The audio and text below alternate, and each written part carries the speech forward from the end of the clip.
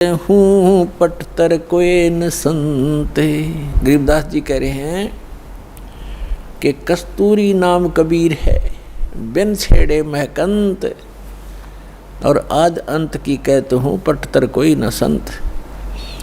कि जैसे कस्तूरी को चाहे कोई छुओ या ना छुओ, उसमें से प्रॉपर महक आती ही रहती है अपने आप ही।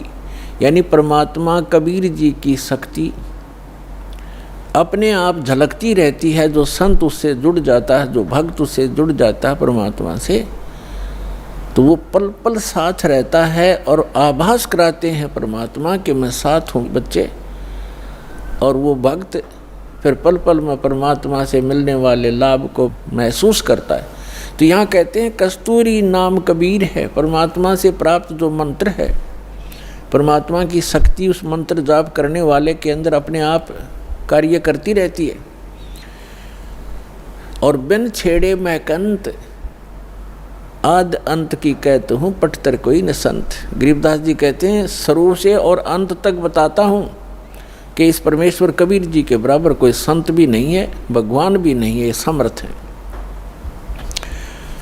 चिदानंद चंदन कला अवगत लहर उठंत, और झिन्न आकार अजोख पद तिरकुटी में दिखंत।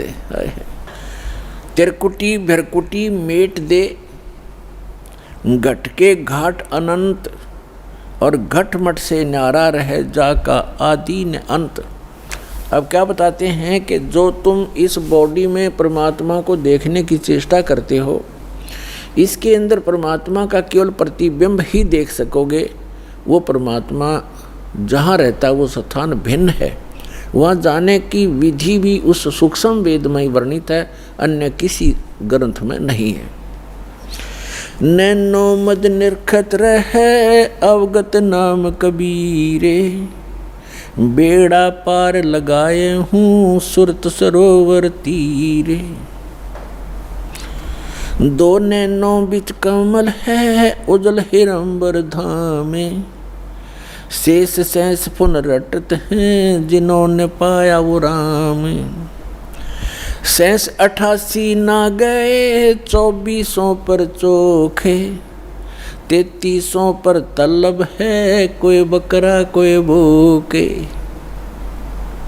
शेष 88 ना गए 2400 पर चोखे, 3300 पर तलब है कोई बकरा कोई भूखे।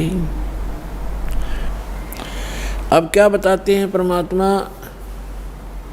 गरीबदास जी कह रहे हैं परमात्मा की महिमा के जिस स्थान पर हमने पहुंचना है, जहां जाने के बाद साधक को कोई जरा और मरण कष्ट नहीं रहता, वहां किसी चीज़ का अभाव नहीं है, वो सुख सागर है।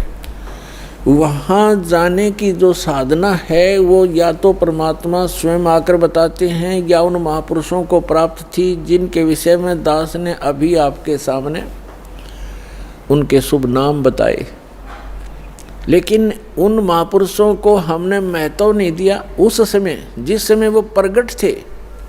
उनके जाने के बाद भले ही हम ढेर सारे अनुयायी भी बन गए, लेकिन जो रहस्य उन छुपा गए वो अपने अमृतवाणियों में अब एफिडेविट बना गए, लिख गए, उनको वो खुद ही समझ सकते हैं, उसमें कोड वर्ड होते हैं।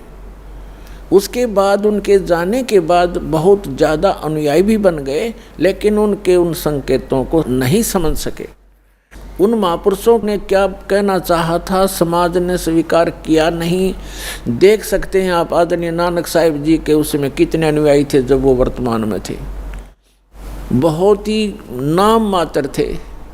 उनके जाने के बाद आप देख रहे थे करोड़ों की संख्या में शिष्य बन गए। अब वो उस समय अगर वर्तमान थे, उस समय कोई पूछने वाला ढंग से उनसे अर्ज करते तो वो रहस्य बता देते, लेकिन उस समय हम उनकी कीमत को समझ नहीं सके। ऐसे ही कबीर परमेश्वर आए थे, उस समय लोगों ने परमात्मा को समझा नहीं, वहाँ की जनता ने, तो परमात्मा अपना कोड वर्ड लिख कर चले गए। ऐसे ही गरीबदास साहिब जी को, मुल्कदास साहिब जी को, दादू साहिब जी को मिले, उस समय उनकी कोई किसी ना पूछ नहीं की, मैं तो नहीं दिया, जिस कारण से वो अपने कोड वर्ड छुपा कर चले गए। अब उन सभी सांकेतिक शब्दों को उन अद्भुत रहस्यों को उजागर करने की बुद्धि इस दास को दी कबीर भगवान ने। तो सभी सदग्रंथों की, सभी महापुरुषों के को जो शुभ संकेत हैं और रहस्य में संकेत है, उनको बताने के लिए इस दास पर मेहर करी है, और वो आपको अब रूबरू कर रहा है। इसका लाभ उठाओ। अब क्या बताते हैं कि जो ज्ञान परमात्मा स्वयं आकर बताता है वो है मूल ज्ञान, तत्व ज्ञान। और उसको ना समझकर ये 88,000 ऋषि कहते शेष 88 ही ना गए और 2400 पर चौक। 88,000 ऋषि माने जाते हैं सनातन धर्म के अनुसार, और 24 अवतार माने जाते हैं। 25वां अभी आना शेष है। तो ये बता रहे हैं कि आप बात करते हो अपनी इन साधनाओं से पार होने की, वो 88,000 ऋषि नहीं पहुंचे, और ये 24 अवतार भी उस स्थान को प्राप्त नहीं कर सके। और 33 करोड़ देवता माने जाते हैं। कहते 3300 पर तलब है, कोई बकरा कोई बोक है। सुर नर मुनिजन 33 करोड़ी, बंदे सभी नरंजन डोरी। ये 33 करोड़ देवता ये सब काल की डोर से बंधे हुए हैं, इनको यथार्थ ज्ञान नहीं। अपनात्मा अब यहाँ एक बहुत बड़ा जो है बहुत बड़ी शंका पैदा हो जाती है भक्त को कि 88,000 ऋषि ऐसे महापुरुष कहलाते हैं और वो भी पार नहीं हुए। तो पुण्यात्माओं, ये कहने से नहीं प्रमाणों से सिद्ध होगा कि न तो ब्रह्मा विष्णु महेश को ज्ञान था, और ऋषियों को तो होगा कहाँ, क्योंकि ब्रह्मा जी से ही ज्ञान प्राप्त है इनको। अब एक शब्द दास ने परमात्मा की अमर वाणी से, गरीबदास जी की वाणी से बोला है कि शेष 88 नहीं गए और 2400 पर चौक, 3300 पर तलब है, कोई बकरा कोई बोक। यानी 33 करोड़ देवता, 88,000 ऋषि, 24 अवतार जो अभी तक आ चुके हैं, ये मोक्ष प्राप्ति नहीं कर सके। क्यों नहीं कर सके? क्योंकि इनके पास अध्यात्म ज्ञान नहीं था, वो तत्व ज्ञान नहीं था जो श्रीमद् भगवद गीता अध्याय नंबर 4 के श्लोक नंबर 32 में कहा है कि सच्चिदानंद घन ब्रह्म की वाणी में वो अमृत ज्ञान, वो तत्व ज्ञान है जो उन्होंने अपने मुख कमल से बोला है। उसमें विस्तार के साथ साधना लिखी है, यज्ञ यानी धार्मिक अनुष्ठानों की जानकारी बताई है। उसको जानने के बाद मोक्ष प्राप्ति होगी। चौथे अध्याय के 34वें श्लोक में गीता ज्ञानदाता कहता है कि अर्जुन, उस तत्व ज्ञान को जो सच्चिदानंद घन ब्रह्म की वाणी में लिखा है, उस तत्व ज्ञान को तू तत्वदर्शी संतों से जाकर समझ, उनको दंडोत प्रणाम करने से, कपट छोड़कर सरलतापूर्वक प्रश्न करने से वो तत्वदर्शी संत तुझे उस तत्व ज्ञान का उपदेश करेंगे। तो इससे सिद्ध है कि गीता ज्ञान दाता भी उस तत्व ज्ञान से अपरिचित है, और तत्व ज्ञान से अपरिचित है तो मोक्ष कहाँ से होगा उनका? तो ये अंडरस्टूड है पुण्यात्माओं कि अभी तक इन ऋषि महर्षियों और इन देवताओं को कख भी पता नहीं था अध्यात्म मार्ग का। केवल डरे डोते रहे, सिद्धियां प्राप्त कर लेते, आकाश में उड़ जाने की, पृथ्वी के ऊपर चलने की, सागर को पी जाने की। ये तो अपना जीवन नाश करने के एक चमत्कार हैं, और मोक्ष प्राप्ति के लिए वो मंत्र जो उसका आधार है वो इनको प्राप्त नहीं हुआ। अब इसका प्रमाण देखते हैं। श्री ब्रह्मा जी से ज्ञान प्राप्त है इन सभी ऋषि महर्षियों को, और ब्रह्मा जी को कितना ज्ञान है? ब्रह्मा जी से ज्ञान विष्णु जी को प्राप्त हुआ, और ब्रह्मा जी से ही शिव जी को ज्ञान प्राप्त हुआ, अब ब्रह्मा जी से ही देवी को प्राप्त हुआ। अब ब्रह्मा जी को कितना ज्ञान है ये बताते हैं। ये देखते हैं अपने ही सदग्रंथों में। देखिए श्रीमद् भगवद गीता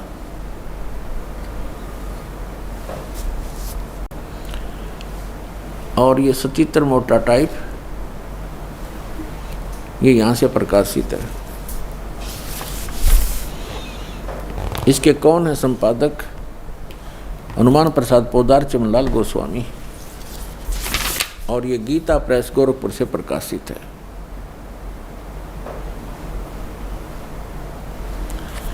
इसके आपको दिखाते हैं 28-29 पृष्ठ पे। ये है पहला स्कंद, संक्षिप्त देवी भागवत देवी पुराण, और 28 पृष्ठ पे यहाँ Vyas ji, writer of the all Purana and Veda, Narad ji ने कहा, महाभाग व्यास जी, तुम इस विषय में जो पूछ रहे हो ठीक यही प्रश्न मेरे पिताजी ने भगवान श्री हरि से किया था।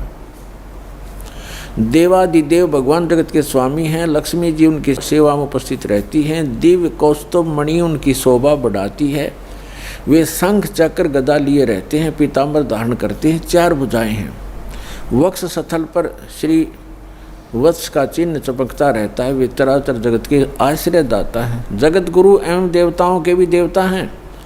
ऐसे जगत प्रभु भगवान श्री हरि यानी विष्णु जी महान तप कर रहे थे, उनकी समाधि लगी थी। यह देखकर मेरे पिता ब्रह्मा जी को बड़ा आश्चर्य हुआ। अतः उन्होंने उनसे जानने की इच्छा प्रकट की। ब्रह्मा जी ने पूछा, प्रभु आप देवताओं के अध्यक्ष, जगत के स्वामी, भूत भविष्य एवं वर्तमान के सभी जीवों के एकमात्र शासक हैं। भगवान, फिर आप क्यों तपस्या कर रहे हैं और किस देवता के आराधना में ध्यान मग्न है? मुझे असीम आश्चर्य तो ये हो रहा है कि आप देवेश्वर एवं सारे संसार के शासक होते हुए भी समाधि लगाए बैठे हैं।